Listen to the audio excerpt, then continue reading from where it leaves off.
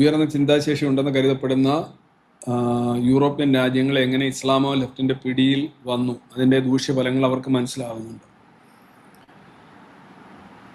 ഉയർന്ന ചിന്താഗതി എന്നുള്ളതിനേക്കാൾ ഞാൻ പറഞ്ഞില്ലേ, ഈ ജനാധിപത്യത്തിൻ്റെ ചില ഉയർന്ന അവസ്ഥ, ജനാധിപത്യത്തിൽ നൽകുന്ന കുറേ റൈറ്റ്സ്, പ്രൊട്ടക്ഷൻസ്, പ്രിവിലേജസ്, ഇതൊക്കെ വെച്ച് വരുമ്പം ഉയർന്ന ജീവിത രീതിയാണ്.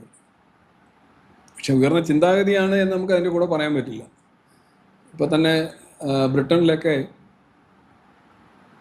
പലപ്പോഴും ഈ എന്താണ് പഴയ അന്ധവിശ്വാസങ്ങളെക്കാൾ കൂടുതൽ പുതിയ അവരെ ഈ അന്ധവിശ്വാസങ്ങൾ തന്നെ ഇത് നോക്കുകയാണെന്നുണ്ടെങ്കിൽ കുറേയൊക്കെ ലിബറേറ്റഡ് ആണെന്ന് പറഞ്ഞാലും ഈ ബ്രിട്ടനിൽ നടന്ന പല സർവേകളും നോക്കുന്നത് ഞാൻ ശ്രദ്ധിക്കാറുണ്ട്. സൂര്യൻ ഭൂമിയെ ചുറ്റുന്നു എന്ന് വിശ്വസിക്കുന്നവർ പല സർവേകളിലും 50%-ലധികമാണ് ഇപ്പോഴും ബ്രിട്ടൻ.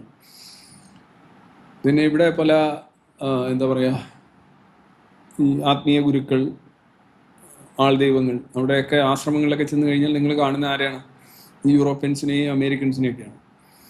എല്ലാവരും ഇല്ല, നല്ലൊരു വിഭാഗം ആളുകൾ ഇങ്ങനെയാണ്.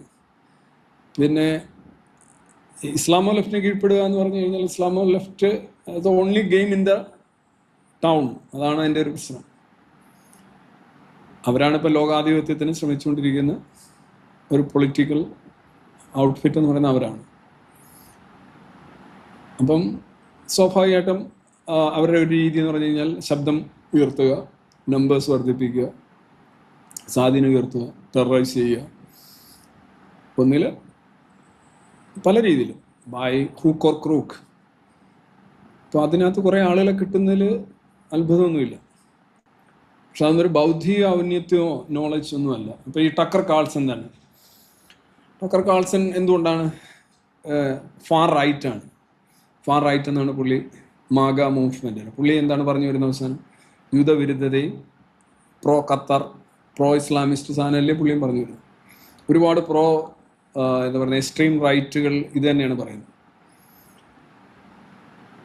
അവർക്ക് അവിടെ ന്യൂനപക്ഷ ബഹുമാനമില്ല, ഒന്നുമില്ല.